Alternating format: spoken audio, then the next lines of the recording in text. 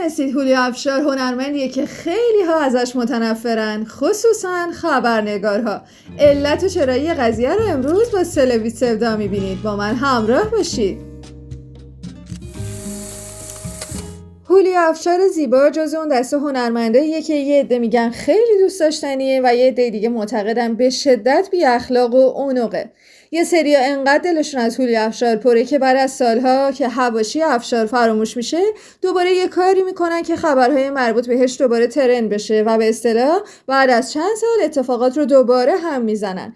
البته افشار تو دسته‌بندی منفورترین چهره‌های ترکیه یه جورایی حرف برای زدن داره. قبلا تو ویدیویی به این موضوع پرداختیم و علتش رو هم گفتیم.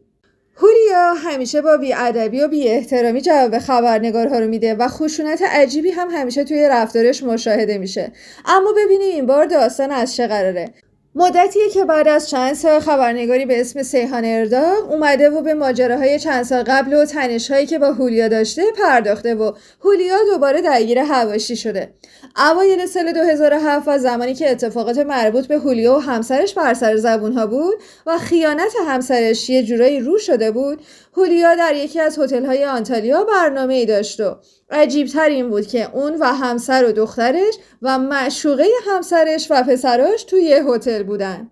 هولیا برنامه‌اش رو تو هتل اجرا کرد و بعدش در گفتگو با خبرنگارها اتفاقی که نباید افتاد و خبرنگار هم به طریقه دو پهلویی سوالش رو پرسید. سوال این بود که آیا کسی دیگه میتونه وارد این گروه بشه؟ به نظر رسید که منظورش از به کار بردن گروه کاملا مغرضانه بود و به روابط غیر اخلاقی گروهی اشاره میکرد. حالا خبرنگار و تیمش اصرار داشتن که هولیا بعد متوجه شد و بعد جواب داده. هولیا با لحن خیلی تندی گفت که مواظب سوالاتی که میپرسی باش و بفهم که چی داری میپرسی. هولیا ادامه داد که من قبلا هم تو رو از مصاحبه ها ممنوع کرده بودم، الان هم نمیخوام ببینمت و دوباره هم نباید ببینمت. یه بار دیگه هم با سیحان به شدت تند برخورد کرده و حالا گروه سیحان شروع به ارائه آماری از بدرفتاری‌های هولیا با جراید و خبرنگارها کردن.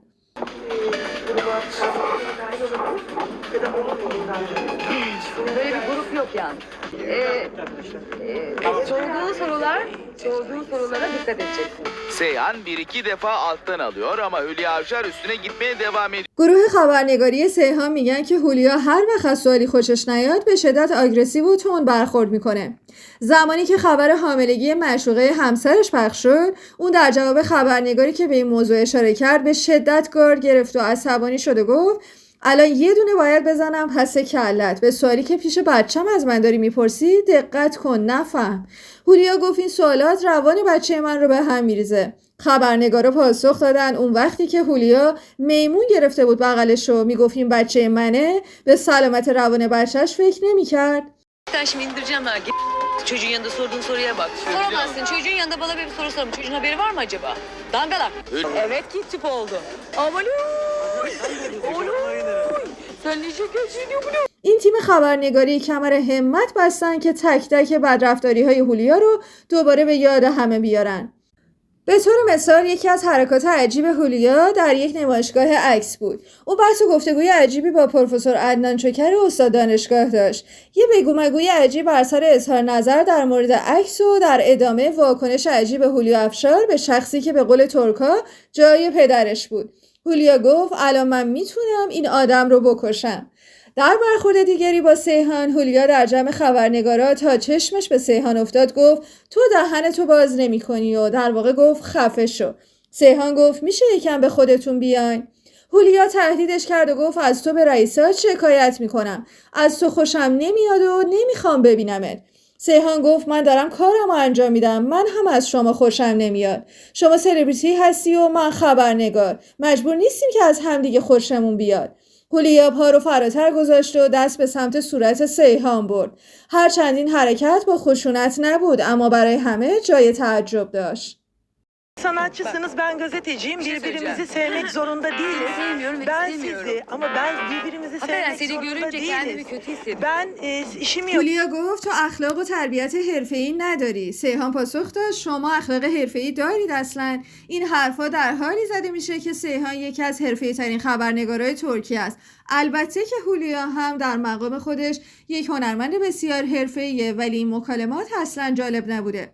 هولیا که به شدت از سوال دو پهلوی خبرنگار در همون شبی که صحبتشو کردیم دلخور بود، در ادامه گفت کسی که میتونه روابط خارج از اخلاق گروهی داشته باشه تویی، نه من. هولیا به بقیه خبرنگارهای اون جمع گفت تا زمانی که این شخص با شماست من با شما حرفی ندارم. بهتره که شما هم آداب حرفه‌ای رو به همکارتون یاد بدین.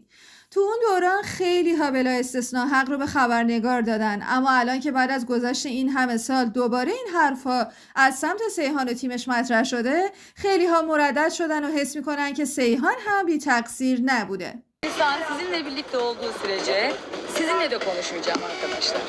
Arkadaşınıza sahip çıkın ve ona gazeteciliğin nasıl bir şey olduğunu lütfen kendi aranızda konuşarak izah edin. همونطور که گفتیم هولیا افشار و سیحان چند باری با هم بگو مگوهای سختی داشتن، ولی یکی از موارد از همه‌شون عجیب تره چون ارتباطی به سوالات سیحان نداره. قضیه اینه که تو لابی یک هتلی گروهی از خبرنگارها نشسته بودن و هولیا با وارد شدن به لابی در جواب سوالات مرسوم خبرنگارها خطاب سیحان که همچنان روی صندلی نشسته بود گفت که باید حین سوال پرسیدن از من مؤدب رفتار کنی، نه اینکه پا روی پا انداخته باشی و حالت صمیمی به خودت بگیری. که البته تو این قضیه از باب مؤدب بودن میشه حق رو به هولیا داد، ولی با پخش شدن این خبر همه گفتن که هولیا از خود راضیه و میخواد همه جلو پاش وایسن. ویدیوی ما همینجا به پایان رسید، ولی شما حتما نظراتتون رو واسمون بنویسید که آیا حق با هولیا افشار هست یا خبرنگار سیحان. متشکرم که همراهمون هستید. مراقب خودتون باشید. خداحافظ. Sermişti. Önde. Yani sen benim arkadaşım olmak istemezsin. Öyle ya. Hülya Avşar ayakta karşılar. Bu anneler gününde annenizi mutlu etmek istiyorsanız kendinize bir yatak seti alın. Yo, şaşırmadım. Babasından başarılı. Kusura bakma. Şimdi senin yaptığın aynısını baban. Ah be güzelim ah, ben seni üzerim ah, sadece gezerim ah.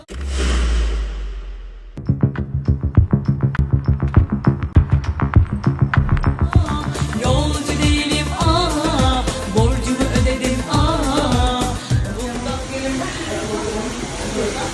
Süpürge hediye. Tabii o da sizden annenize hediye. Anneler günümüz kutlu olsun.